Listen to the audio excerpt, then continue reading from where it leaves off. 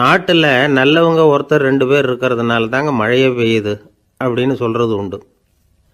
நல்லார் ஒருவர் உளரேல் அவர் பொருட்டு எல்லாருக்கும் பெய்யும் மழை. சில சமயம் ரொம்ப பேர் திடீர்னு நல்லவங்களா ஆகிடுவாங்க போல இருக்கு. அதனால தான் விடாமல் பேய் மழையாக கொட்டி தீர்த்துடுது. எல்லாரும் நல்லவங்களாகிட்டா உலகமே தாங்காது போல இருக்க. அப்பப்போ ஒருத்தர் 2 பேர் நல்லவங்களாகணும். அப்போ தான் சீராக மழை பெய்யும். மாதத்துக்கு 3 பேர் நல்லவங்களானா மாதம் மும்மாரி பொழியும்.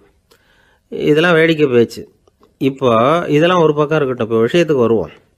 ஒரு கும்பலில் நல்லவன் யார் அப்படிங்கிறத எப்படி கண்டுபிடிக்கிறது? இதுக்கு ஒரு வேடிக்கை கதை உண்டு. என்னுடைய நண்பர் ஒருத்தருக்கு அவங்க பாட்டியம்மா சொன்ன கதையும் அது. அது என்ன கதைன்னா, ஒரு ஊரில் ஒரு சமயம் பலமான மழை பெய்ய ஆரம்பிச்சுட்டு தான். இடி மின்னல் ரொம்ப கடுமையாக இருந்திருக்குது. ஆரம்பித்த மழை வர வர கடுமையாக ஆகிட்டு இருக்குதே தவிர நிற்கிற பாடாக தெரியல. ஊர் ஜனங்கள்லாம் பார்த்தாங்க. இதுக்கு மேலேயும் வீட்டு உள்ள இருந்தால் ஆபத்துங்கிறத புரிஞ்சுக்கிட்டாங்க. ஏன்னா வீடெல்லாம் இடிஞ்சு விழுந்துருமோங்கிற பயம்.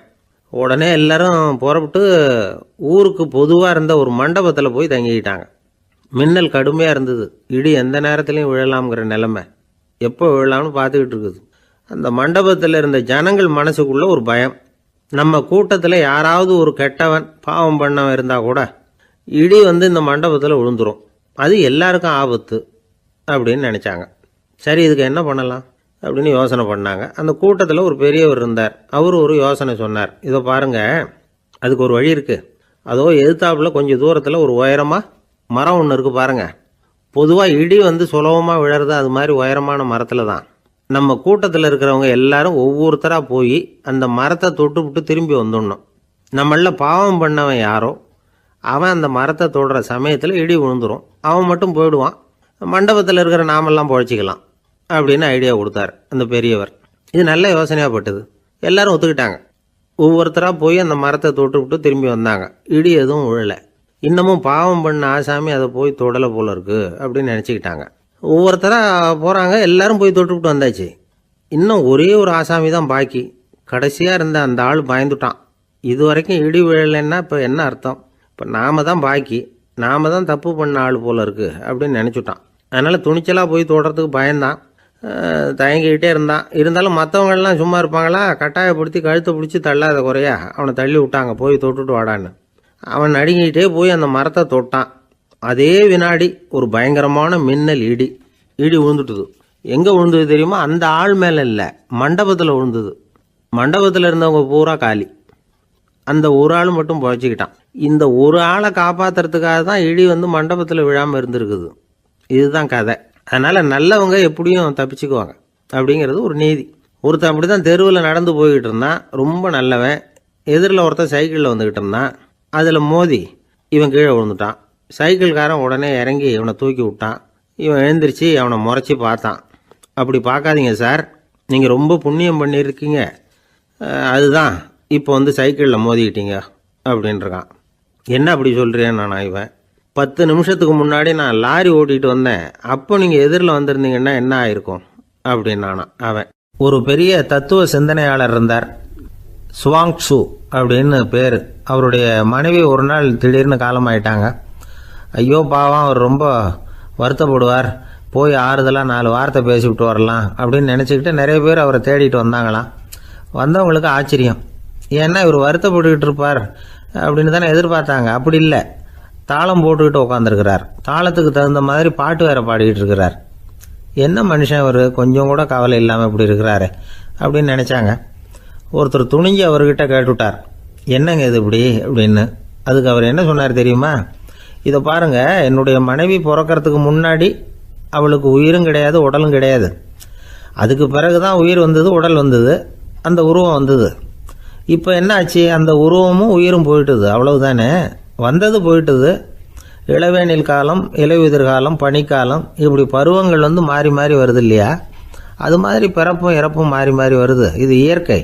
இதுக்காக அழுதா அது எப்படி அப்படின்னாராம். ஞான தெளிவு அடைஞ்சவங்களுக்கு எல்லாமே சுகம்தான். திருவள்ளுவரும் அதை தான் சொல்கிறார்.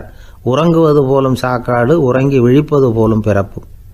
தூங்கிறதுக்கெல்லாம் நாம் வருத்தப்பட்டுக்கிட்ட இருக்கிறோமா? இன்றைக்கி தூங்க வேண்டியிருக்குதே, இன்னும் கொஞ்சம் நேரத்தில் நான் தூங்க வேண்டியிருக்கு அப்படின்னு சொல்லி யாராவது அழுதுகிட்டு இருப்பாங்களா? அதனால் இந்த உலக வாழ்க்கையினுடைய இயல்பை யதார்த்தத்தை நாம் தெளிவாக புரிஞ்சுக்கணும். அப்படி புரிஞ்சுக்கிட்டால் நாம் கவலை இல்லாமல் வாழ முடியும். ஒரு வயசான தாத்தா பாட்டி 60 வருஷத்துக்கு முன்னாடி அவங்களுக்கு கல்யாணம் ஆச்சு, ஒன்றாவே வாழ்ந்தாங்க, ஒன்றாவே இறந்து போனாங்க. இப்போ அவங்க 2 பேரும் சொர்க்கத்துக்கு போய் சேர்ந்தாங்க. அங்கே எல்லா வசதியும் இருந்தது. ஒரு பெரிய பங்களாவே இவங்களுக்கு ஒதுக்கி கொடுத்தாங்களாம். இதுக்கு எவ்வளவு வாடகைன்னு கேட்டார் தாத்தா.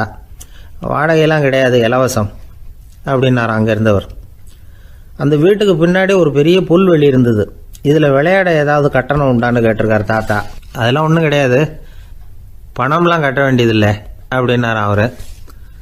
பக்கத்தில் ஹோட்டல் மாதிரி ஒரு பெரிய கட்டடம், உள்ள சாப்பாட்டு மேஜைகள், அது மேலே விதவிதமான பலகாரங்கள். சாப்பாட்டுக்கெல்லாம் எவ்வளவு அப்படின்னு விசாரிச்சாராம் தாத்தா. அதுதான் சொன்னேனே, இங்கே எல்லாமே இலவசம்தான், எது வேணும்னாலும் சாப்பிட்லாம், எவ்வளவு வேணும்னாலும் சாப்பிட்லாம் அப்படின்னாரா.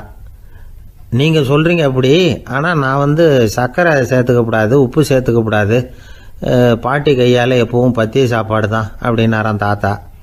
இதை பாருங்கள், இங்கே உங்களுக்கு அந்த கவலையும் வேண்டியதில்லை.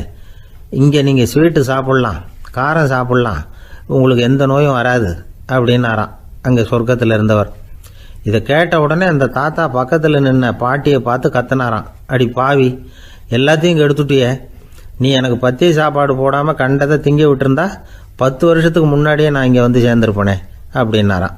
ஒரு காட்டில் ஒரு முனிவர் இருந்தார். ஒரு நாள் அவரை தேடிட்டு 4 பேர் வந்தாங்க. சுவாமி, எங்களுக்கு ரொம்ப நாளாக ஒரு சந்தேகம்னாங்க. என்னன்னு கேட்டார். இந்த உலகத்தில் எவ்வளவோ காரியங்கள் நடக்குது, எது நியாயம் எது அநியாயம் அப்படின்னு புரிஞ்சிக்க முடியலன்னாங்க.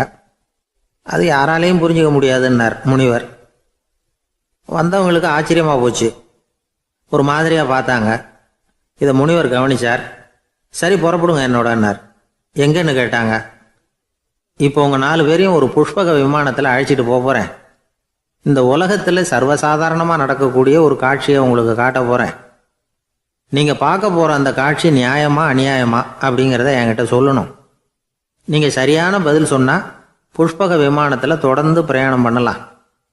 தவறான பதில் சொன்னால் இந்த புஷ்பக விமானம் உங்களை கீழே தள்ளி விட்டுரும் அப்படின்னார். 4 பேருக்கும் பயம்தான், இருந்தாலும் முனிவர் கூப்பிடுறாரு அப்படின்னு சொல்லி புறப்பட்டாங்க. அவங்க எல்லாரும் புறப்பட்டு ஒரு காட்டு வழியாக போய்கிட்டு இருக்கிறாங்க புஷ்பக விமானத்தில். அங்கே நடக்கிற ஒரு காட்சியை காட்டுறார் முனிவர். அதோ அங்கே பாருங்கன்னார். அந்த விமானத்தில் இருந்தபடியே எல்லாரும் கீழே குனிஞ்சு பார்க்குறாங்க. அங்கே ஒரு தாய் புலி அப்போ தான் குட்டி போட்டிருக்கு. குட்டிகளை ஈன்ற உடனே பசிக்கு இறை தேடி அந்த பக்கமாக வருது. அதே நேரம் ஒரு தாய் மான், அதுவும் அப்போ தான் குட்டி போட்டிருக்கு. அதுவும் இதே மாதிரி குட்டிகளை ஈன்ற உடனே பசிக்கு இறை தேடி அந்த பக்கமாக வருது. இப்போ அந்த புலி அந்த மானை அடித்து போட்டுடுது, அதுவும் சாப்பிடுது, குட்டிகளுக்கும் கொடுக்குது. இப்போ அந்த புலிக்குட்டிகள் முகத்தில் மகிழ்ச்சி, தாயை இழந்த அந்த மான் குட்டிகள் முகத்தில் துக்கம். இப்போ அந்த முனிவர் 4 பேர்கிட்டையும் கேட்குறார், நீங்கள் இங்கே பார்த்தீங்களே, இதில் எது நியாயம் எது அநியாயம் ஒவ்வொருத்தராக சொல்லுங்கள். உங்கள் பதில் சரியில்லைன்னா இந்த விமானம் உங்களை கீழே தள்ளி விட்டுரும், சொல்லுங்கள் பார்க்கலாம்னார். முதல்ல ஒருத்தன் சொன்னான், அந்த புலி செஞ்சது சரிதாங்க, அது பசிக்கு அதுதான் ஆகாரம், தன்னுடைய பசிக்கு தானே இறை தேடிக்கிட்டுது, அதில் என்ன தப்பு, அவ்வளவுதான், அதனால் புலி செஞ்சது நியாயம்தான் அப்படின்னா. அவ்வளவுதான், அந்த விமானம் அவனை அப்படியே கீழே தள்ளி விட்டுட்டுது. அதனால் அவன் கொடுத்த பதில் சரியில்லை அப்படிங்கிறது புரிஞ்சு போச்சு. இப்போ 2வது ஆள் சொன்னான், புலி செஞ்சது பாவம், அந்த தாய்மான் என்ன தப்பு பண்ணிச்சு, இப்போ அந்த குட்டிகளுக்கு யார் ஆதரவு, அதனால் புலி செஞ்சது அநியாயம் அப்படின்னா. அவ்வளவுதான், அவனையும் கீழே தள்ளி விட்டுடுது அந்த விமானம். இந்த பதிலும் சரியில்லை அப்படின்னு ஆயிட்டுது. இப்போ 3வது ஆள் வந்தான். முதல்ல 2 பேர் கீழே விழுந்ததை பார்த்துக்கிட்டு இருந்தான். அதனால் அவன் சொன்னான், ரெண்டுமே நியாயந்தாங்க, புலி இறை தேடினதும் இயற்கை, அதுக்கு மான் இறையானதும் இயற்கை, அதனால் இதில் ஒன்றும் தப்பு இல்லைன்னா. அவ்வளவுதான், அவனையும் அந்த விமானம் கீழே பிடிச்சி தள்ளி விட்டுது. இப்போ 4வது ஆள் வந்தான். முனிவர் கேட்டார், நீயாவது சொல்லுப்பா, இந்த செயலில் எது நியாயம்னார். அவன் தெளிவாக பதில் சொன்னான். அதாவது என்ன சொன்னான்னா, எனக்கு தெரியல அப்படின்னா. அவனை விமானம் கீழே தள்ளலை, சௌரியமாக அழைச்சிட்டு போட்டுது. இவனும் பிரயாணம் சௌக்கியமாக பண்ணானான். ஆக இதுதான் சரியான பதிலுங்கிறத முனிவர் உணர்த்தினார். இந்த கதையிலிருந்து நாம் புரிஞ்சுக்க வேண்டியது என்னென்னா, இந்த உலகத்தில் எவ்வளவோ காரியங்கள் நடக்குது. அதெல்லாம் ஏன் அப்படி நடக்குதுங்கிறதுக்கு எப்பேற்பட்ட பண்டிதராலும் பதில் சொல்ல முடியாது. தெரியாததை தெரியாதுன்னு ஒத்துக்கிட்டா வாழ்க்கை பிரயாணம் சுகமாக இருக்கும். அதனால் தேவையில்லாத விஷயங்களை புரிஞ்சுக்கிறதுக்கு நேரத்தை செலவு பண்ணிகிட்டு இருக்கக்கூடாது. வாழ்க்கையை குழப்பிக்க கூடாது. வாழ்க்கைக்கு தேவையானது என்னவோ அதை மட்டும் புரிஞ்சுக்கிட்டா போதும். இந்த காலத்து ஆள் ஒருத்தன் ஒரு பெரியவரை தேடி வந்தான். ஐயா, ஒரு சந்தேகம்னா. என்ன உன்னுடைய சந்தேகம்னார். பகுத்தறிவுன்னா என்ன, விதின்னா என்ன அப்படின்னு கேட்டான். இதுக்கு அவர், இப்போ உன்னுடைய வலது காலை தூக்குன்னார். தூக்கினான். சரி, இப்போ உன்னுடைய வலது காலை கீழே இறக்காம உன்னுடைய இடது காலையும் தூக்குன்னார். தூக்கினான். பொத்துன்னு கீழே விழுந்துட்டான். பெரியவர் சொன்னார், உன்னால் ஒரு காலை தூக்க முடிஞ்சுது, அதுதான் பகுத்தறிவு. 2 கால்களையும் ஒரே சமயத்தில் தூக்குனா அடிபடும், அப்படிங்கிறது தான் விதி அப்படின்னு விளக்கம் கொடுத்தார். இவன் தன்னுடைய விதியை நொந்துக்கிட்டே இடுப்பை பிடிச்சிக்கிட்டு அங்கேருந்து நடந்து போயிட்டானான். ஒரு ஊரில் ஒரு பெரியவர் இருந்தார். ஒரு நாள் அவரை தேடி ஒருத்தர் வந்தார். ஐயா, நான் கடவுளை பரிபூர்ணமாக நம்புகிறேன் அப்படின்னார். சரி, அந்த நம்பிக்கை உனக்கு எப்படி வந்ததுன்னு கேட்டார் இவர். அவர் சொல்ல ஆரம்பித்தார். ஐயா, எனக்கு கல்யாணம் ஆகி 10 வருஷம் ஆச்சு. ஆனாலும் குழந்தை பாக்கியம் இல்லை. அதுக்கு என்ன காரணமாக இருக்கும்னு நான் யோசனை பண்ணிகிட்டு இருந்தப்போ நண்பர் ஒருத்தர் ஒரு ஆலோசனை சொன்னார். உனக்கு மதப்பற்று இல்லை, எந்த கடவுளையுமே நம்ப மாட்டேங்கிற, அதுதான் காரணம். கடவுளை நம்பு, உனக்கு குழந்தை பாக்கியம் கிடைக்கும் அப்படின்னார். அவர் அப்படி சொன்னாரே தவிர எனக்கு சந்தேகம்தான். இருந்தாலும் அவர் சொன்னபடியும் நடந்து தான் பார்ப்போமே அப்படின்னு முடிவு பண்ணேன். கடவுளை நம்ப ஆரம்பித்தேன். அந்த வருஷமே அழகான ஆண் குழந்தை பிறந்தது. எல்லாம் இறைவன் அருள் அப்படின்னார். இவர் இப்படி சொன்னதை கேட்டதும் அந்த பெரியவர் சொன்னார், நீ சொல்கிறதெல்லாம் சரிதான். இருந்தாலும் இந்த காலத்தில் எந்த ஒரு காரியமாக இருந்தாலும் அதை சோதனை செஞ்சு பார்த்துட்டு தான் ஒரு முடிவுக்கு வந்து சேர முடியும். அறிவுபூர்வமான முடிவு அதுவாக தான் இருக்கும். அறிவியல் சோதனைகள் அப்படித்தான். ஒரு குறிப்பிட்ட விஷயத்தை பற்றி எத்தனை தடவை சோதனை பண்ணாலும் ஒரே முடிவு தான் கிடைக்கணும். அதுதான் சரியாக இருக்கும். அதனால் இப்போ மறுபடியும் ஒரு சோதனைன்னார்.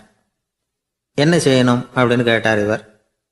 கடவுள்கிட்ட ஒரு பெண் குழந்தை வேணும்னு கேளு. முதல்ல ஆண் குழந்தையை கொடுத்தது மாதிரியே இப்போ ஒரு பெண் குழந்தையையும் கொடுக்குறாரா பார்க்கலாம் அப்படின்னார். சரின்னு சொல்லி இவர் அதே மாதிரி முயற்சி பண்ணினார். அதுக்கப்புறம் அவர் இந்த பெரியவர்கிட்ட வரவே இல்லை. கொஞ்ச காலம் கழித்து இவரே அவரை தேடிக்கிட்டு போய் கதவை தட்டினார். அவர் கதவை திறந்தார். என்ன ஆச்சு, கடவுள் கண் திறந்தாரா அப்படின்னு கேட்டார்.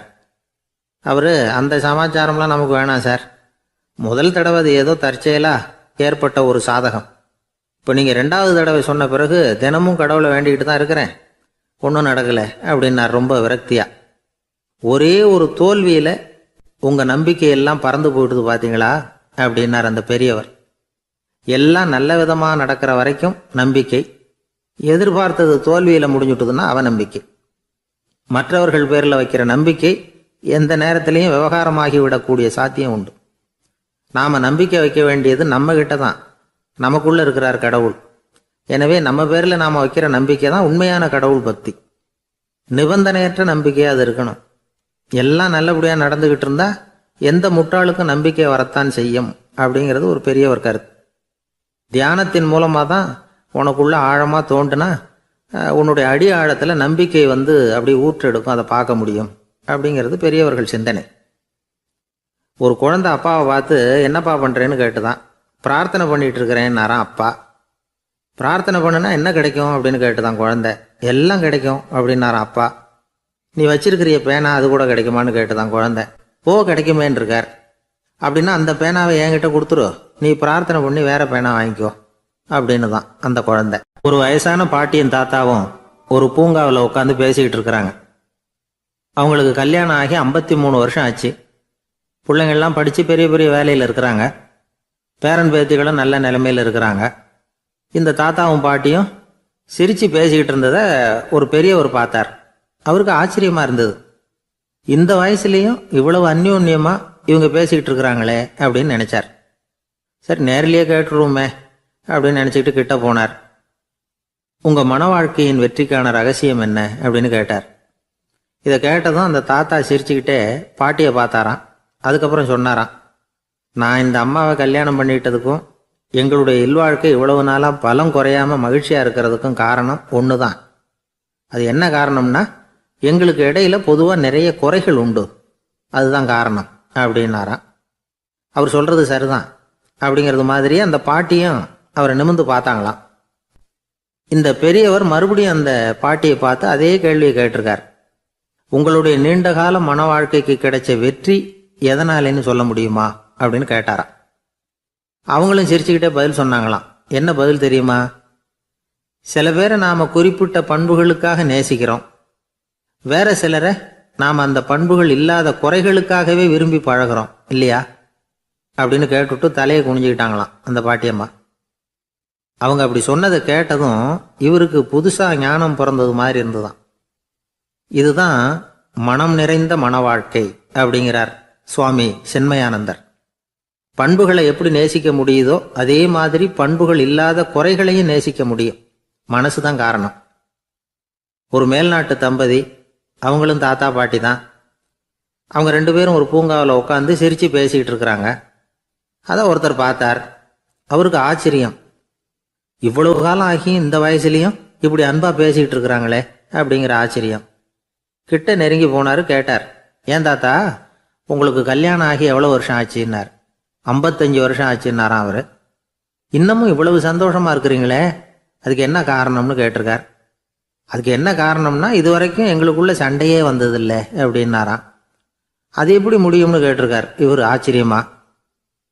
அந்த தாத்தா சொல்ல ஆரம்பிச்சாராம், இதை பாருப்பா, எங்களுக்கு கல்யாணம் ஆன புதுசில் நானும் என்னுடைய மனைவியும் ஒரு குதிரை மேலே ஏறி ஒரு காட்டு வழியாக போய்கிட்டு இருந்தோம். கொஞ்சம் தூரம் போனதும் அந்த குதிரை எடக்கு பண்ணிச்சு.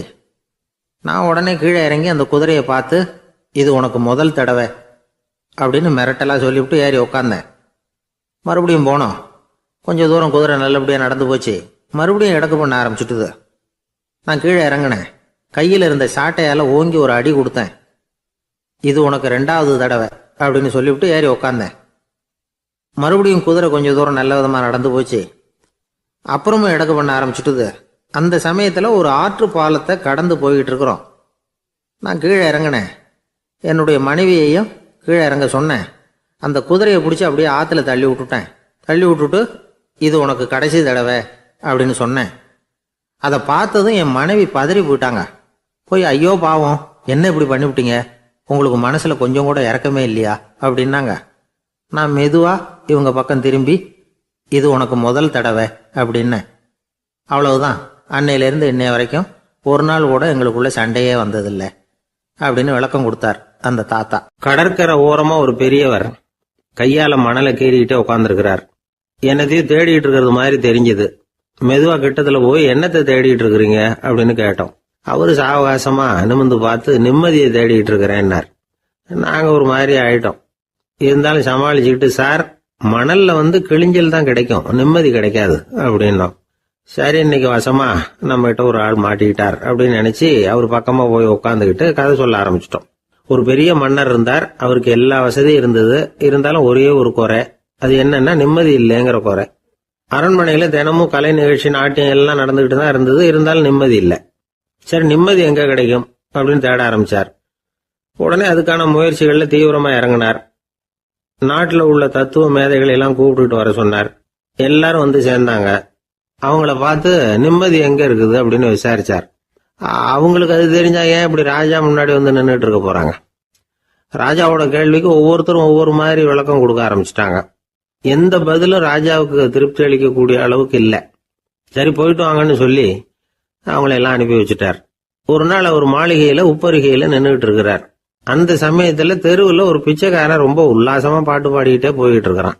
குரல்ல ஒரு சந்தோஷம், நடையில ஒரு மிடுக்கு. அவங்ககிட்ட கொஞ்சம் கூட கவலை இருக்கிறதா தெரியல. உடனே ராஜா அதை பார்த்தார். ஏவலாளிகளை கைதட்டி கூப்பிட்டார். உடனே ஓடி போய் அந்த பிச்சைக்காரனை இங்க அழைச்சிட்டு வாங்கன்னு உத்தரவு போட்டார். இவங்க உடனே ஓடி போய் அவனை கூப்பிட்டாங்க. அரண்மனைக்கு வாழ்ந்தாங்க. அவன் வரல. அரண்மனைக்கு உள்ள அடி எடுத்து வைக்க மாட்டேன்னு சொல்லிவிட்டான். ராஜா கிட்ட விஷயத்தை சொன்னாங்க. அவருக்கு ரொம்ப ஆச்சரியம், இப்படி ஒரு ஆள் இருக்கிறானா அப்படின்னு. சரி, அவன் என்னதான் சொல்றான் அப்படின்னு விசாரிச்சார். இவங்க மறுபடியும் தெருவுக்கு போய் கேட்டாங்க. என்ன பார்க்கணும்னா ராஜா விருப்பப்பட்டாருன்னா அவரை வேணும்னா இங்க வர சொல்லுங்க அப்படின்னு சொல்லிவிட்டான். அதை ராஜா கிட்ட சொன்னாங்க. அவருக்கு கோபம் வரல.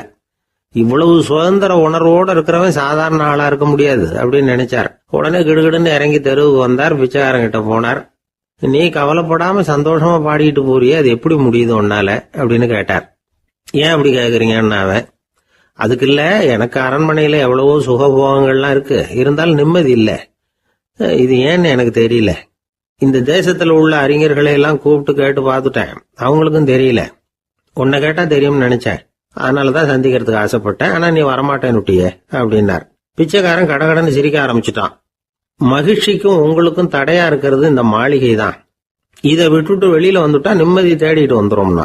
நான் அரசன், எனக்குன்னு கடமைகள் இருக்கு, அதையெல்லாம் விட்டுட்டு எப்படி வர முடியும்னார் ராஜா. ரெண்டும் ஒரே நேரத்துல கிடைக்கணுங்கிறது முடியாத காரியம். உங்க சுகபோகத்துக்கு விலையாதான் உங்க நிம்மதியை கொடுத்துக்கிட்டு இருக்கிறீங்க. என்ன பாருங்க, என்கிட்ட எதுவும் இல்லை, அதனால எதுவும் போயிடுமோங்கிற பயமும் இல்லை, நிம்மதியா இருக்கிறேன் அப்படின்னா அவன். ராஜா உடனே சந்தோஷப்பட்டு தன்னுடைய மேலங்கியை எடுத்து அவனுக்கு பரிசா கொடுத்தாராம். அவன் சிரிச்சுக்கிட்டே அதை வாங்க மாட்டேன்னு விட்டானான். இதை நீங்க எனக்கு கொடுக்கறதுனால எந்த பயனும் இல்லை, அதே நேரத்துல அதை வாங்கிக்கிட்டேன்னா அடுத்த வினாடியிலிருந்து அதை எப்படி காப்பாத்துறதுங்கிற கவலை எனக்கு வந்து சேர்ந்துடும், அப்புறம் தூக்கம் வராது, நிம்மதி போயிடும் அப்படின்னானா. சொல்லிவிட்டு அவன் பாட்டுக்கு சந்தோஷமா பாடிக்கிட்டே போயிட்டான். நிம்மதி எங்க இருக்குங்கிறதையும் ராஜா தெரிஞ்சுக்கிட்டார்.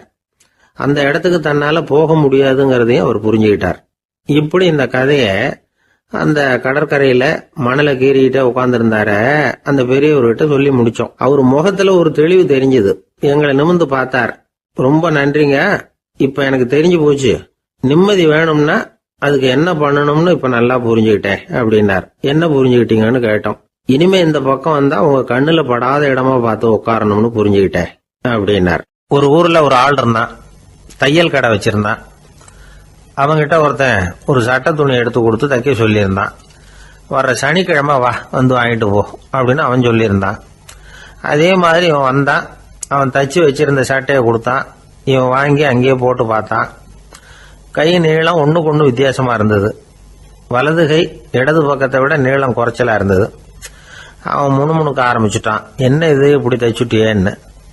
இதுக்கு அவன் சொன்னான், ஐயோ இதுக்காகவா சங்கடப்படுறீங்க, வலது கையை மட்டும் கொஞ்சம் உள்ள இழுத்தாப்புல வச்சுக்கிட்டீங்கன்னா சரியா போகுது, மற்றபடி அந்த சட்டையில உள்ள கலை அம்சத்தை கவனிங்க, எவ்வளவு அற்புதமா தச்சிருக்கேன் பாருங்க, ஒரு சின்ன குறைய இப்படிலாம் பொருட்படுத்த வேண்டியதில்லை, நான் சொன்னது மாதிரி கையை கொஞ்சம் உள்ள இழுத்தது மாதிரி வச்சுக்கிட்டு நடந்து போங்க, ஜோரா இருக்கும் அப்படின்னா.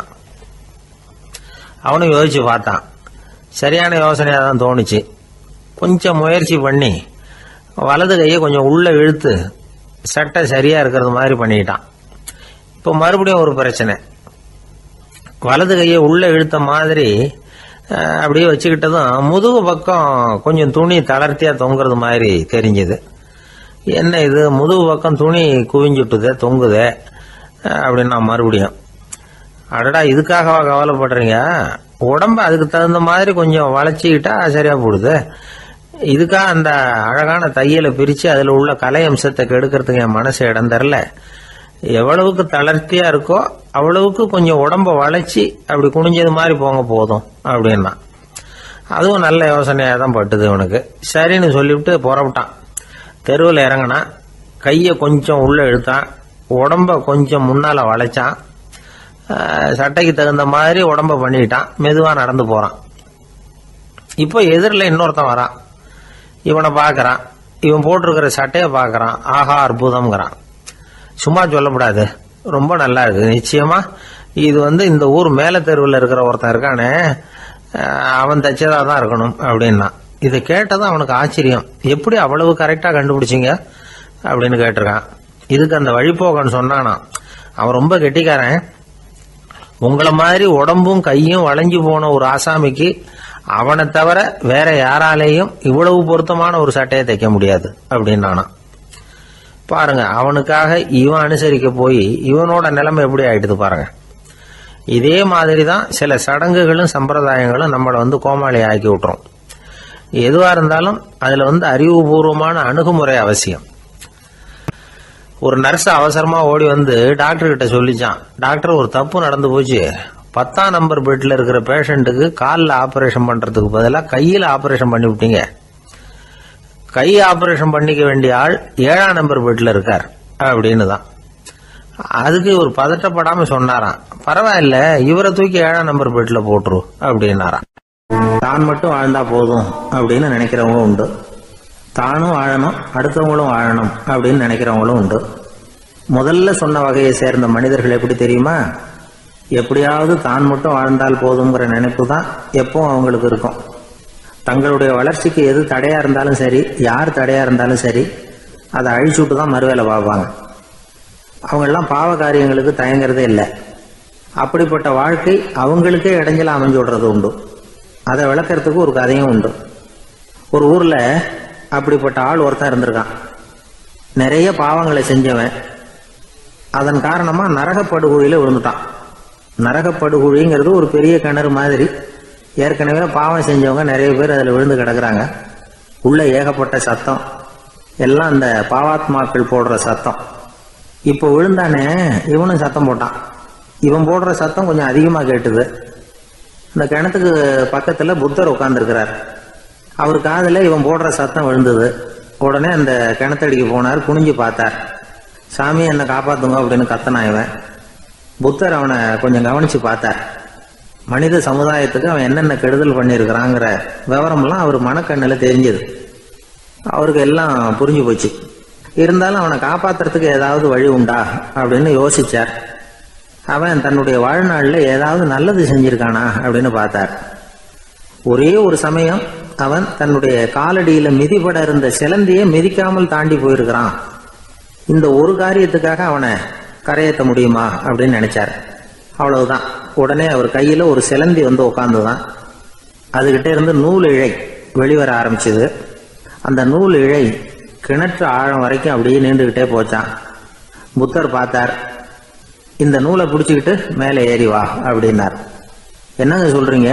இந்த சிலந்தி நூல் என்ன தாங்குமான்னு கத்தனான். எல்லாம் தாங்கும், அதை பிடிச்சிக்கிட்டு ஏறி வா அப்படின்னார். சந்தேகத்தோடவே அவன் அந்த நூல் இழைய பிடிச்சி இழுத்து பார்த்தா ரொம்ப வலுவா இருந்தது. அவனுக்கு ஆச்சரியம். அதை பிடிச்சிக்கிட்டே மெதுவாக மேலே ஏறி வர ஆரம்பிச்சிட்டான். பாதி தூரம் ஏறி வந்திருப்பான். அப்போ அவன் காலுக்கு கீழே ஏதோ சத்தம். என்னன்னு குனிஞ்சு பார்க்கறான். கீழே கிடந்தவங்க சில பேரும் அந்த நூலை பிடிச்சி மேலே வந்துக்கிட்டு இருக்கிறாங்க. இவனுக்கு கோபம் வந்துட்டுது. தன்னுடைய இடுப்புல வச்சிருந்த கத்தியை எடுத்து தன்னுடைய காலுக்கு கீழே நூல் இழையை அப்படியே வெட்டி விட்டுட்டான். இனிமே நாம மட்டும்தான் மேலே ஏறி வந்துடணும் அப்படின்னு நினைச்சுக்கிட்டான். ஆனா நடந்தது என்ன தெரியுமா? மொத்த நூல் இழையும் அப்படியே அருந்து கீழே விழுந்துட்டுது. அவனும் பொத்துன்னு கீழே விழுந்துட்டான். மறுபடியும் கத்த ஆரம்பிச்சுட்டான். ஏற்கனவே அவன் செஞ்சிருந்த ஒரு சிறு கருணை அந்த நூல் இழைக்கு உறுதியை கொடுத்தது. இப்போ அவன் செஞ்ச பாவம் அந்த நூல் இழைய வலுவிழக்க செஞ்சுட்டுது. அடுத்தவங்களும் வாழணுங்கிற எண்ணம் அவனுக்கு இருந்திருந்தா இப்போ அவனும் கரையேறி வந்திருப்பான், மற்றவங்களும் சௌக்கியமா வந்து சேர்ந்திருப்பாங்க. அதனால நாமும் வாழணும், அடுத்தவங்களும் வாழணும் அப்படின்னு நினைக்கிறவன் வாழ்க்கையில சீக்கிரம் முன்னுக்கு வந்துடுவான்.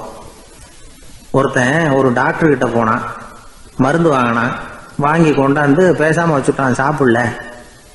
அப்புறம் எதுக்காகப்பா போய் அவர்கிட்ட மருந்து வாங்கினேன் அப்படின்னு கேட்டாங்க. டாக்டர் வாழணும் இல்லையா, அதனாலதான் அப்படின்னா. அவர் கொடுத்த மருந்தை நீ ஏன் சாப்பிடல அப்புறம் அப்படின்னு கேட்டாங்க. நான் வாழணும் இல்லையா, அதுக்காக தான் அப்படின்னா. ஒரு ஊர்ல ஒரு ஆள் இருந்தான். அவன் ஒரு நாள் கோயிலுக்கு போனான். கடவுள்கிட்ட வேண்டிக்கிட்டான், எனக்கு ஒரு 1,00,000 ரூபா நீ கொடுத்தா நான் உன் சன்னதியில் ஒரு தேங்காய் உடைக்கிறேன் அப்படின்னு வேண்டிக்கிட்டான். கடவுள் பார்த்தார். உடனே அவன் கண் முன்னாடி தோன்றினார். இந்தா நீ கேட்ட 1,00,000 ரூபாய் அப்படின்னு சொல்லி அவன் கையில் பணத்தை கொடுத்துட்டு மறைஞ்சிட்டார். இவனால் நம்பவே முடியல. இவ்வளவு சுலபமாக கிடைக்கும்னு தெரிஞ்சிருந்தா அனாவசியமாக ஒரு தேங்காய் உடைக்கிறேன்னு வேண்டியிருக்க வேண்டியது இல்லையே அப்படின்னு நினச்சான். இருந்தாலும் வேண்டுதலை நிறைவேற்ற வேண்டியது கடமை. அதுக்காக என்ன பண்ணால், பக்கத்தில் ஒரு கடைக்கு போனான். ஒரு தேங்காயை கையில் எடுத்தான். இது என்ன விலைன்னு கேட்டான். 5 ரூபான்னார் கடையில் இருந்தவர். அதிகமாக இருக்குதே விலைன்னா.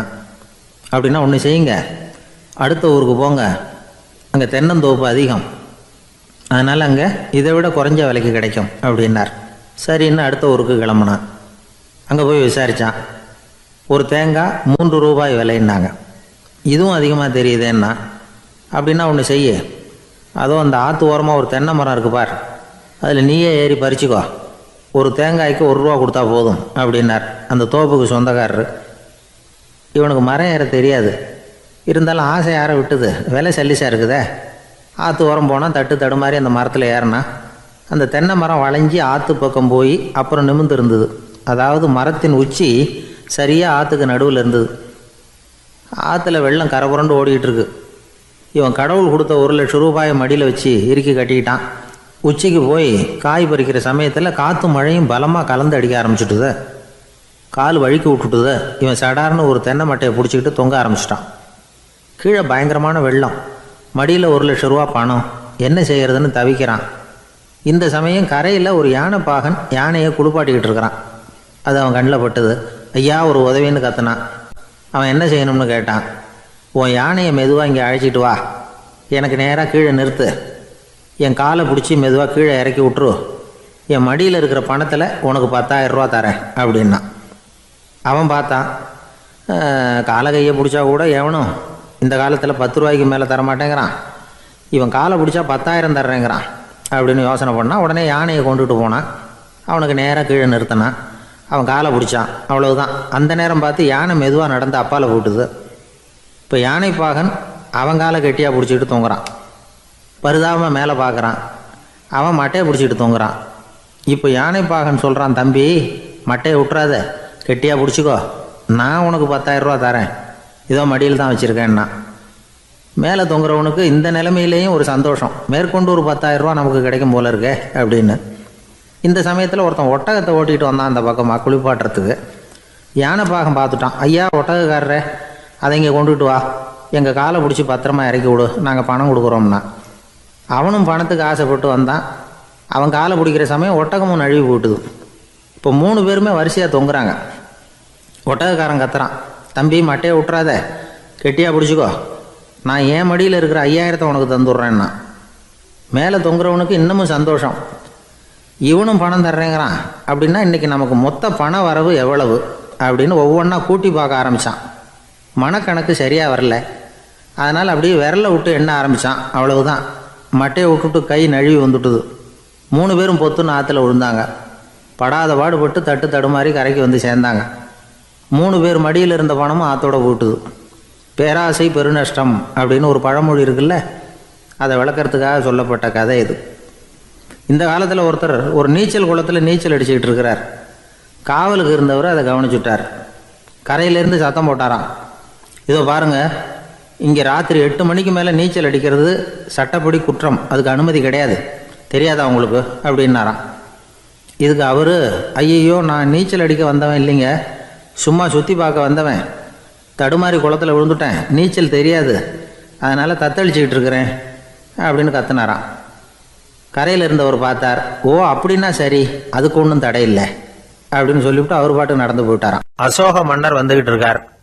அவருடைய ஆலோசகர்கள் எல்லாம் பக்கத்தில் வந்துகிட்டு இருக்கிறாங்க. அந்த சமயத்தில் எதிரில் ஒரு புத்த பிக்ஷு வர்றார். அசோகர் பார்க்கிறார். ஓடி போய் அவர் காலில் விழுந்து வணங்குறார். அசோக மன்னரின் தலை அந்த புத்த துறவியின் பாதத்தில் பட்டுக்கிட்டு இருக்கு. பக்கத்தில் நின்றுகிட்டு இருந்த அமைச்சருக்கு இது ரொம்ப சங்கடமா போச்சு. ரொம்ப வருத்தப்பட்டார். நம்ம அசோக சக்கரவர்த்தி எப்பேற்பட்டவர், அவரோட தலை ஒரு சன்னியாசியின் பாதத்தில் படுறதா அப்படின்னு நினைச்சு ரொம்ப கவலைப்பட்டார். அரண்மனைக்கு திரும்பினதும் அமைச்சர் மெதுவாக ஆரம்பிச்சார். அரசே, எனக்கு ரொம்ப வருத்தமா இருக்குது அப்படின்னார். எதுக்குன்னார் மன்னர். அசோக சக்கரவர்த்தியின் தலை, அதாவது அந்த சிரம், ரொம்ப மதிப்புமிக்க ஒன்று, அது ஒரு சன்னியாசியின் காலில் படலாமா அப்படின்னார். அசோகர் பதில் சொல்லல, சிரிச்சார், போயிட்டார். அதுக்கப்புறம் ஒரு சரியான சந்தர்ப்பத்துக்காக காத்துக்கிட்டு இருந்தார். ஒரு நாள் அமைச்சரை கூப்பிட்டார். எனக்கு 3 தலைகள் வேணும் அப்படின்னார். சொல்லுங்க, கொண்டுகிட்டு வரேன் அப்படின்னார் அமைச்சர். அசோகர் சொன்னார், முதல்ல எனக்கு தேவையானது ஒரு ஆட்டின் தலை, 2வது ஒரு புலியின் தலை, 3வது ஒரு மனிதனின் தலை. இதுதான் அசோகர் கேட்டது. எங்க இருந்தாலும் கொண்டு வாங்கன்னார். அமைச்சர் புறப்பட்டார். ஆட்டுத்தலை புலித்தலை கிடைச்சிட்டுது. அப்புறமா ஒரு சுடுகாட்டுக்கு போய் ஒரு மனித தலையும் சேகரம் பண்ணிட்டு ராஜா கிட்ட வந்துட்டார். அரசே, உங்கள் ஆணைப்படி 3 தலைகளையும் கொண்டு வந்திருக்கிறேன்னார். அசோகர் பார்த்தார். ரொம்ப நல்லது, இப்ப இது 3ஐயும் எடுத்துக்கிட்டு போய் சந்தையில வித்துட்டு வாங்க அப்படின்னார். அமைச்சர் அதுகளை எடுத்துக்கிட்டு சந்தைக்கு போனார். முதல்ல ஆட்டுத்தலை நல்ல விலைக்கு வித்து போச்சு. நல்ல விலை கொடுத்து வாங்கிட்டு போட்டாங்க. அடுத்தபடியா புலி தலைய ஒருத்தர் வாங்கிட்டார். அதை பாடம் பண்ணி வீட்டில் மாட்டி வைக்கலாமே அப்படின்னு நினைச்சு அதையும் வாங்கிட்டு போட்டார். மனித தலையை மட்டும் ஆகிறதுக்கு யாரும் முன் வரல. எல்லாரும் அதை பார்த்துட்டு விலகி போக ஆரம்பிச்சாங்க. அமைச்சர் திரும்பி வந்தார். அரசே, இந்த தலையை மட்டும் யாரும் வாங்க மாட்டேங்கிறாங்க அப்படின்னார். சரி, பரவாயில்ல, இதை இலவசமாவே இனாமாவே யாருக்கிட்டையாவது கொடுத்துட்டு வந்துருங்க அப்படின்னார். அமைச்சர் மறுபடியும் சந்தைக்கு போனார். இதை இலவசமா தரேன், இதை வாங்கிக்கோங்க அப்படின்னார். அப்பவும் அதை யாரும் வாங்கிக்கிறதுக்கு தயாரா இல்லை. மறுபடியும் திரும்பி மன்னர்கிட்ட விவரத்தை சொன்னார். இப்போ மன்னர் சொல்றார், அமைச்சரே, உயிர் இருக்கிற வரைக்கும் தான் இந்த தலைக்கு மதிப்பு. ஜீவன் போனதுக்கு அப்புறம் அதோட மதிப்பும் போயிடுது. அதனால மதிப்பு இருக்கும் பொழுதே பெரியவர்கள் பாதம் பணிந்து அந்த புனிதத்தை பெற்றுக்கொள்ளணும் அப்படின்னார். பணிவுங்கிறது வேற, அடிமைத்தனம்ங்கிறது வேற. பெரியவர்களை பணிவது நமக்கு பெருமை தரக்கூடிய விஷயம். இதை மனசுல வச்சுக்கிட்டு எப்போ காலில் விழணும், எப்போ காலில் விழக்கூடாது அப்படிங்கிறத முடிவு பண்ணிக்கணும். ஒரு சாதாரண ஆள் நடந்து வந்துகிட்டு இருந்தார். எதிரில் ஒரு பெரிய மனுஷன் ஓடி போய் அவர் காலில் விழுந்து தன்னுடைய தலையை அவர் பாதத்தில் கொண்டு போய் வச்சார். கொஞ்ச நேரம் கழிச்சு எழுந்திரிச்சு வந்துட்டார். வந்த பிறகு இவரை கேட்டேன், ஏன் திடீர்னு ஓடி போய் அந்த ஆளு காலில் விழுந்தீங்க அப்படின்னு. அவர் போட்டிருக்கிறது என்னோட காணாம போன செருப்பான்னு கண்டுபிடிக்கிறதுக்காக அப்படி விழுந்தேன் அப்படின்னார். ஒரு ஊர்ல ஒரு பெரியவர் இருந்தார். அவர் ஒரு குரு. அவர் தொடர்ந்து தியான கூட்டங்கள் நடத்துவார். அந்த கூட்டத்தில் கலந்துக்கிறதுக்காக பல ஊர்கள்ல இருந்து சீடர்கள் நிறைய பேர் வருவாங்க போவாங்க. ஒரு நாள் அங்கே கூட்டம் நடந்துகிட்டு இருக்குது. அந்த சமயத்தில் சீடர்களில் ஒருத்தன் என்னத்தையே திருடி விட்டான். மற்ற சீடர்கள் அதை கவனிச்சுட்டாங்க. இவன் ஆப்பிட்டுக்கிட்டான். கூட்டம் முடிஞ்ச பிற்பாடு இவன் திருடின விஷயத்தை அந்த பெரியவர்கிட்ட போய் சொன்னாங்களாம். அவர் கவனத்துக்கு கொண்டுகிட்டு போனாங்க. ஆனால் அவர் இதை காதிலே போட்டுக்கல, கண்டுக்கவே இல்லை. போய் சொன்ன சீடர்களுக்கெல்லாம் ஏமாத்தமாக போயிட்டுது. என்ன இது, இவ்வளவு தூரம் நாம் கண்டுபிடிச்சி போய் சொல்கிறோம், அவர் கண்டுக்கவே மாட்டேங்கிறாரே அப்படின்னு ஒரு மாதிரி ஆயிட்டாங்க. இருந்தாலும் அதை பற்றி ஒன்றுமே சொல்லிக்கல, பேசாமல் இருந்துட்டாங்க. கொஞ்ச நாள் ஆச்சு. அதே ஆள் மறுபடியும் ஒரு திருட்டில் மாட்டிக்கிட்டான். சீடர்கள் மறுபடியும் அந்த குரு கிட்ட விஷயத்த சொன்னாங்க. அவர் அப்பவும் வழக்கம் போல சும்மாவே இருந்துட்டார். இவர் இப்படி இருக்கிறத பார்த்ததும் அந்த சீடர்களுக்கு கோபம் வந்துட்டுது. உடனே அந்த சீடர்கள்லாம் ஒன்று கூடி பேசினாங்களாம். எல்லாருமா சேர்ந்து ஒரு விண்ணப்பம் தயார் பண்ணாங்க. அதை குருநாதர்கிட்ட கொண்டுட்டு போய் கொடுத்தாங்க. அந்த விண்ணப்பத்தில் இவங்க என்ன எழுதியிருக்கிறாங்க தெரியுமா? குருநாதர் அவர்களே, உடனே திருடனவன் மீது சட்ட நடவடிக்கை எடுக்கணும். நீங்கள் அப்படி அவனை இங்கே சேர்க்கக்கூடாது. நீங்கள் சேர்த்தீங்கன்னா நாங்கள் இங்கே இருக்கிறத பற்றி யோசிக்க ஆரம்பிச்சிருவோம். அவனை இந்த மடத்தை விட்டே துரத்தி பண்ணணும். நீங்கள் அவனை வெளியில் அனுப்புங்க, இல்லைன்னா நாங்கள் அத்தனை பேரும் வெளியில் போயிடுறோம். இப்படி தான் அந்த விண்ணப்பத்தில் எழுதியிருக்கிறாங்க. குரு அந்த விண்ணப்பத்தை வாங்கி படித்து பார்த்தார். அதுக்கப்புறம் அதை எழுதின அத்தனை பேரையும் கூப்பிட்டாரு. எல்லாரும் இப்படி வாங்கன்னாரு. வந்தாங்க. இப்படி என் எதிரில் உட்காருங்கன்னார். உட்காந்தாங்க. அப்புறம் சொன்னார், இதை பாருப்பா, நீங்கள் எல்லாரும் புத்திசாலிகள். உங்களுக்கு எது நல்லது எது கெட்டதுங்கிறது நல்லா தெரியும். நீங்கள் மேற்கொண்டு ஏதாவது படிக்கணும்னு நினச்சா வேறு எங்கே வேணும்னாலும் போகலாம். அதுக்கு நான் தடை சொல்ல மாட்டேன். ஆனால் உங்களால் குற்றம் சாட்டப்பட்ட அவன் இருக்கானே, அவன் எப்படின்னா அவனுக்கு எது நல்லது எது கெட்டதுங்கிறதெல்லாம் தெரியாது. அதனால தான் திருடுறான். நீங்கள் சொல்கிறது மாதிரி அவனை அடித்து துரத்தி விடுறோம்னு வச்சுக்கோங்க, அவனுக்கு எப்படி நல்லது கெட்டது தெரியும்? அவனுக்கு அதை யார் சொல்லி கொடுக்கறது? அதனால் இங்கேயே இருக்கட்டும், அதுதான் சரி. இதுக்காக நீங்கள் எல்லாரும் என்னை விட்டுட்டு போனாலும் சரி, அவனை நான் விரட்ட மாட்டேன் அப்படின்னு விட்டாரான். இவ்வளவையும் திருடனை அந்த சீடன் கேட்டுக்கிட்டே இருந்திருக்கான். அவன் கண்களில் கண்ணீர். அப்படியே எழுந்திரிச்சு வந்தான். குரு காலில் விழுந்தான். அவன் கண்ணீரில் அவனது தீமை கழுவப்பட்டது அப்படிம்பாங்க. அதாவது சீடர்களுக்கு அந்த குருவோட பெருமை அப்போ தான் புரிஞ்சுதான். ஒரு நல்ல ஆசிரியர் இருக்காருன்னு வச்சுங்க, நல்லா படிக்கிற பையனுக்கு தான் பாடம் சொல்லி கொடுப்பேன்னா அது என்ன பெரிய விஷயமா? மோசமாக படிக்கிறவனையும் மாற்றி காட்டுறேங்கிறது தான் பெருமை. இந்த காலத்து குரு ஒருத்தர் ஒரு ஆசிரமம் வச்சு நடத்திட்டு வந்தார். நிறைய பேர் தினம் வருவாங்க போவாங்க. ஒரு நாள் ஒருத்தன் வந்தான். அந்த குரு முன்னாடி போய் நின்னான். ஐயா, என்ன உங்கள் சீடனாக ஏற்றுக்கணும்னா. அந்த குரு நிமிர்ந்து பார்த்தார். உன்னுடைய நோக்கம் என்னன்னு கேட்டார். ஐயா, உங்ககிட்ட கொஞ்ச நாள் இருந்தேன்னா நல்ல பழக்க வழக்கங்களை கற்றுக்கலாம்.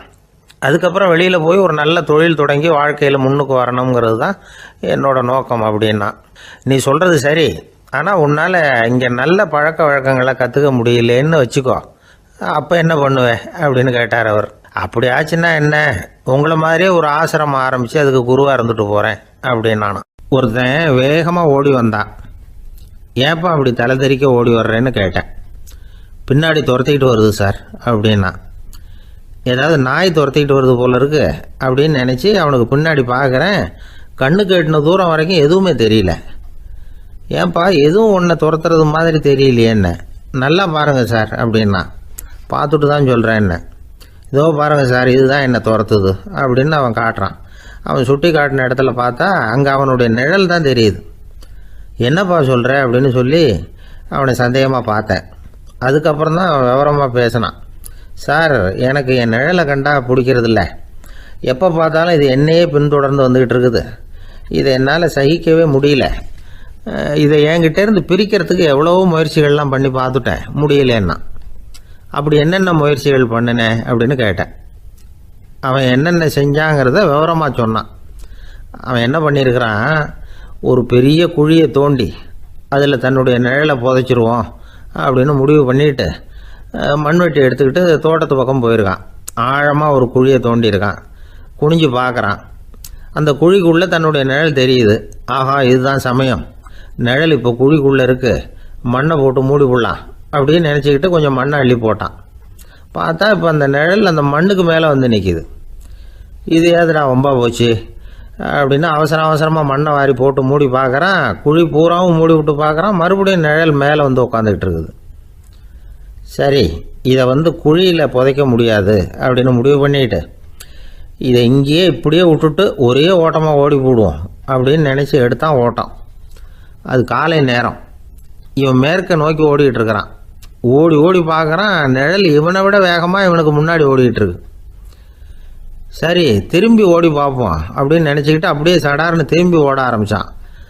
பார்த்தான், அப்பாடா நிழலை காணலை. கொஞ்சம் தூரம் ஓடி ஒரு இடத்துல நின்று அப்படியே சாவகாசமாக திரும்பி பார்க்குறான். பின்னாடி நின்றுக்கிட்டு இருக்குது நிழல். இப்படி ஓடி வந்து தான் இங்கே நம்ம முன்னாடி நின்று தன்னுடைய அவஸ்தையை சொல்லிகிட்டு இருக்கிறான். இந்த நிழலை துரத்துறது அல்லது வெட்டி விடுறது, இதுக்கு ஏதாவது வழி இருக்கா சொல்லுங்கள் சார் அப்படிங்கிறான்.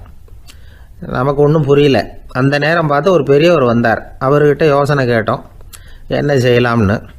அவர் சொன்னார், இந்த பாருப்பா, நீ அங்கேயும் எங்கேயும் ஓடாத, அப்படியே கீழே படுத்துக்கொண்டார். அது நல்ல உச்சி வேலை. அவன் அப்படியே கீழே படுத்துக்கிட்டான். இப்போ அப்படி இப்படின்னு திரும்பி பார்க்குறான், நிழலை காணலை. அவன் இப்போ தான் நிம்மதியாக இருந்தான்.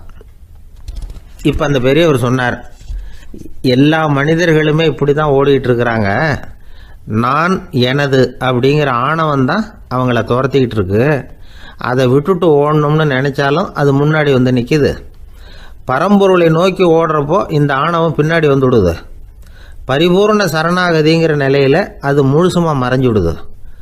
தன்னை உணர்கிற வேலை அது. அந்த நேரம் மனிதனுக்கு விடுதலை உணர்வு ஏற்படுகிற நேரம் அது. அப்படிப்பட்ட சுதந்திர மனிதர்களாக எல்லாரும் மாறி போயிட்டாங்கன்னா இந்த உலகமே இன்பமயம் அப்படின்னு ஒரு விளக்கம் கொடுத்தார் பெரியவர். நம்மால் ஒருத்தர் வேகமாக ஓடி வந்துக்கிட்டு இருந்தான். ஏன்டா அப்படி ஓடி வர்ற அப்படின்னு கேட்டார் எதிரில் வந்தவர். ஆசை துரத்துது, அதுதான் ஓடி வர்றேன்னா. உனக்கு என்ன ஆசைன்னு கேட்டார். எனக்கு ஒன்றும் ஆசை இல்லைங்க, என்னை எப்படியாவது பிடிச்சுடணும்னு போலீஸ்காரங்களுக்கு ஆசை. அந்த ஆசை இப்போ என்னை துரத்தி பின்னாடி வந்துக்கிட்டு இருக்குது. அதுதான் தப்பிச்சு வந்துக்கிட்டு இருக்கிறேன்.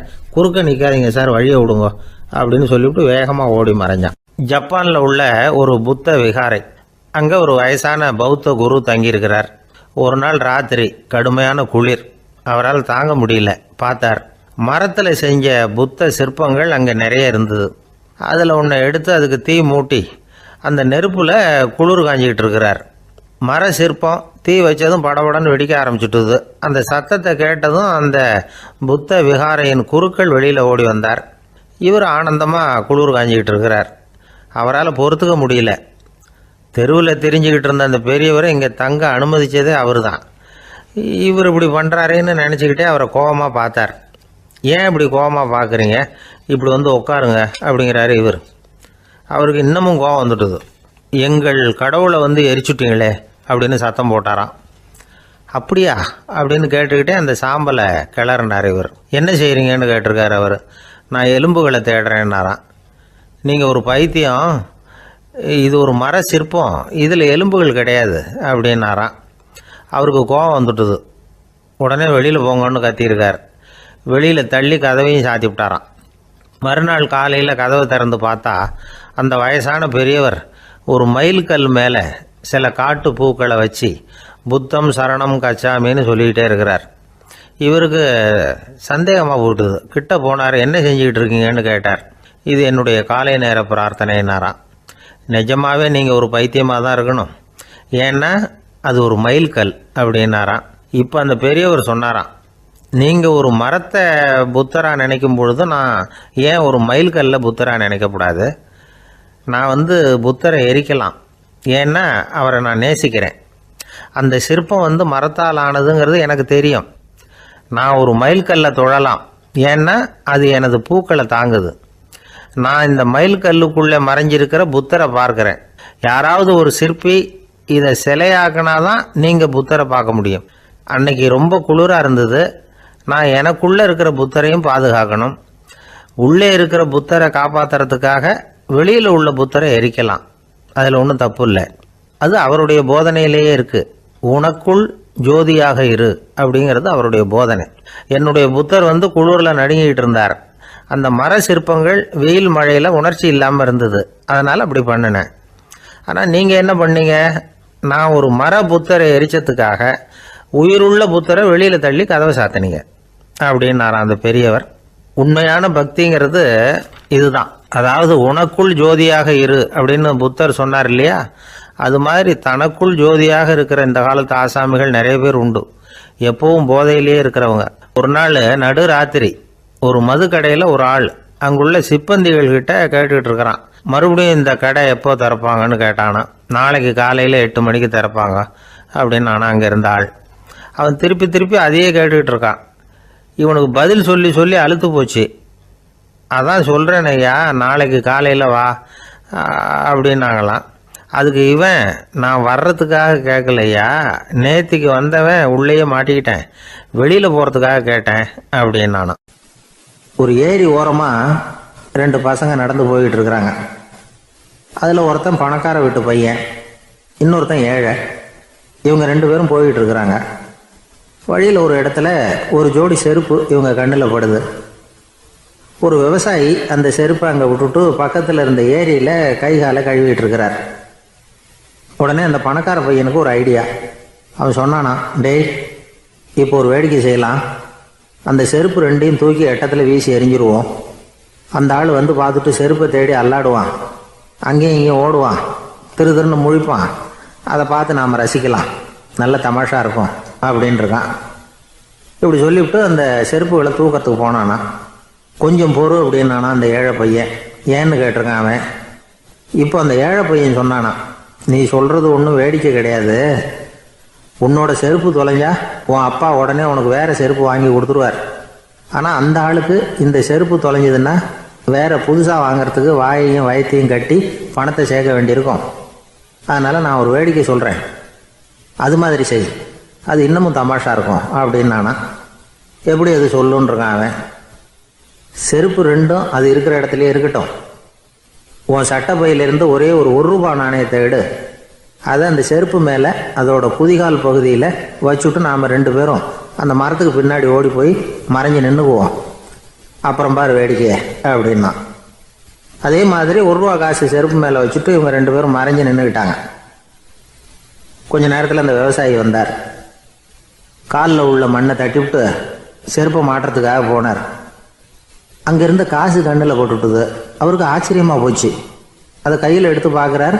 4 பக்கமும் திரும்பி திரும்பி பார்க்குறார், யார் இதை வச்சுருப்பான்னு. கடைசியில் ஆகாயத்தை பார்க்குறார். ஆண்டவா, இது உன்னோட கருணை தான். நீ தான் யாரோ புண்ணியவான் மனசில் தர்மம் பண்ணுற எண்ணத்தை உண்டாக்கி இருக்கிற. அந்த புண்ணியவான் நல்லா இருக்கணும் அப்படின்னு வாழ்த்தி அந்த காசை கண்ணில் ஊற்றிக்கிட்டாராம். மறைஞ்சிருந்து பார்த்துக்கிட்டு இருந்த ஏழை பையன் இப்படி சொன்னான், பாத்தியா, உன்னை புண்ணியவான்னு வாழ்த்தி விட்டு போகிறார் அந்த ஆள். அவருக்கும் சந்தோஷம், அதை பார்த்து நமக்கும் சந்தோஷம். உனக்கு 1 ரூபாங்கிறது ஒரு பெரிய விஷயம் இல்லை, ஆனால் அதனால் நமக்கு கிடைச்சிருக்கிற மகிழ்ச்சி ரொம்ப உயர்வானது அப்படின்னு நானும். வேடிக்கையும் கிண்டலும் இது மாதிரி அடுத்தவங்களுக்கு இடைஞ்சலாக இல்லாமல் இருக்கணும் அப்படிங்கிறார் கலைவாணர். ஆனால் பாருங்கள், அவருக்கே இடைஞ்சலாக வர்ற விஷயங்களை கூட அவர் வேடிக்கையாக தான் எடுத்துக்கிட்டாராம். ஒரு தடவை ஒருத்தர் கலைவாணர்கிட்ட வந்து, ஐயா என் குழந்தை செத்து போச்சு அப்படின்னு சொல்லி அழுதாராம். உடனே இவர் அவருக்கு 100 ரூபா பணத்தை கொடுத்து, இந்தாங்க அடக்கம் செய்யுங்க அப்படின்னு சொல்லி அனுப்பி வச்சாராம். 1 வருஷம் கழிச்சு மறுபடியும் அதே ஆள் வந்திருக்கார். இவர் மறந்துருப்பாருங்கிற நினைப்புல, அண்ணே என் குழந்தை இறந்து போச்சுண்ணே அப்படின்னாராம். இவர் மறுபடியும் 100 ரூபா கொடுத்து ஆறுதல் சொல்லி அனுப்பி வச்சாராம். 7-8 மாசம் கழிச்சு மறுபடியும் அதே ஆள் வந்திருக்கார். அவர் வாயை திறக்கிறதுக்கு முன்னாடியே இவர் 100 ரூபாய் அவர் கையில வச்சு, போன 2 தடவை தான் குழந்தை செத்து போச்சு, இந்த தடவையாவது அதை சாகாம காப்பாத்தி விடு அப்படின்னு சொல்லி அனுப்பி வச்சாராம். அதுக்கப்புறம் அந்த ஆள் வர்றதே இல்லையா. எனக்கு தெரிஞ்ச ஒருத்தர் இருக்கார். அவர் ஒரு பெரிய காவல்துறை அதிகாரி, ரொம்ப கண்டிப்பானவர். அவரை கண்டாவே எல்லாரும் பயப்படுவாங்க. அப்படிப்பட்டவர் வீட்டுக்கு போனால் அப்படியே அடியோட மாறிடுவார்.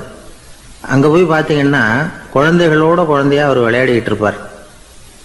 அலுவலக சமயத்தில் பார்த்தீங்கன்னா குதிரை முதுகில் அவர் உட்காந்துருப்பார். வீட்டில் பார்த்தீங்கன்னா அவர் முதுகில் குழந்தை உட்காந்துருக்கும். அவர் குதிரை மாதிரி போயிட்டு இருப்பார். இது எப்படிங்க முடியுது உங்களால் அப்படின்னு கேட்டாங்க. அது ஒன்றும் இல்லை, இங்கே வீட்டுக்கு வந்த உடனே என்னோட மனசை தனியாக எடுத்து வச்சிருவேன் அப்படின்னார். அது என்னங்க உங்கள் சட்டப்பயிலியாக இருக்குது மனசு, அது தனியாக எடுத்து வைக்கிறதுக்கு அப்படின்னு கேட்டாங்க. அப்படி இல்லைங்க, இது ஒரு பயிற்சி, மனப்பயிற்சி, அவ்வளவுதான் அப்படின்னார். இப்படி சமயம் பார்த்து மனசை தனியாக வச்சுவிட தெரிஞ்சவங்க வாழ்க்கையில் எப்பவும் உற்சாகமாக இருப்பாங்க அப்படிங்கிறது பெரியவங்க கருத்து. ஒரு டாக்டர் ஆஸ்பத்திரியில் இருக்கிற வரைக்கும் டாக்டராக இருக்கலாம். அவர் மனைவிகிட்டையும் அவர் டாக்டராக இருக்க வேண்டிய அவசியம் இல்லை. ஒரு வக்கீல் கோர்ட்டில் இருக்கிற வரைக்கும் வக்கீலாக இருக்கலாம். வீட்டுக்கு வந்ததுக்கு அப்புறமும் வக்கீலாக இருக்க வேண்டிய அவசியம் கிடையாது. வீட்டில் குழந்தைகள்கிட்ட விளையாடும் பொழுதும் அதுகள்கிட்ட ஃபீஸு கேட்டுக்கிட்டு இருக்கக்கூடாது. நாம் எப்படி இருக்கணும்னு பெரியவங்க சொல்கிறாங்கன்னா, மனசோட சேரக்கூடாதான். அப்படி சேராமல் வாழ்க்கையை கவனிக்கணுமா. மனசை அப்படியே தனியாக எடுத்து பக்கத்தில் வச்சுடணும். அப்படின்னா அதை அப்படியே தூக்கி எறிஞ்சுடு அப்படின்னு அர்த்தம் இல்லை. ஏன்னா மனசுங்கிறது நமக்கு உபயோகப்படக்கூடிய ஒன்று தான். எப்போ எப்போ அது தேவையோ அப்பப்போ எடுத்து உபயோகப்படுத்திக்கணும். தேவைப்படுறப்போ எடுத்து கண்ணாடியை மாட்டிக்கிறோம்ல, படிக்கும் பொழுது கண்ணாடி தேவைப்படுது, எடுத்து மாட்டிக்கிறோம் இல்லையா. அது மாதிரி கணக்கு போடுறதுக்கு மனசு தேவை. கடைக்கு போய் ஒரு பொருள் வாங்குகிறோம், காசு கொடுக்குறோம், மீதி சில்லறை சரியாக இருக்கா அப்படின்னு எண்ணி பார்த்து வாங்க வேண்டியிருக்கு. அந்த சமயத்தில் மனசை எடுத்து தனியாக வச்சுட்டேன் அப்படின்னு சொல்லிட்டு இருக்கக்கூடாது. பரீட்சைக்கு படிக்க வேண்டியிருக்குது, படித்ததையெல்லாம் அப்படியே நினைவில் வச்சுக்க வேண்டியிருக்கு. அந்த சமயத்தில் மனசை தூக்கி எறிஞ்சுட்டேன் சார் அப்படின்னு சொல்லிட்டு இருக்கக்கூடாது. அப்படி சொன்னால் பரீட்சை நம்மளை தூக்கி எறிஞ்சிடும். அதனால் தேவைப்படுறப்போ மனசை உபயோகப்படுத்தணும், தேவையில்லாதப்போ அதை தனியாக ஓய்வு எடுத்துக்க விட்டுடணும். இப்படி நாம் பழக்கப்படுத்திக்கிட்டா வாழ்க்கைங்கிறது நமக்கு புதுசாக தெரியுமா. மனசுக்கும் ஒரு சக்தி கிடைக்கும். எந்திரங்களுக்கு ஓய்வு கொடுக்குற மாதிரி மனசுக்கும் ஓய்வு கொடுக்கணும், இல்லைன்னா அது களைச்சி போயிடும். குழந்தைகள் மனசை சுமந்துக்கிட்டு இருக்கிறது இல்லை. இது முதியவர்கள் குழந்தை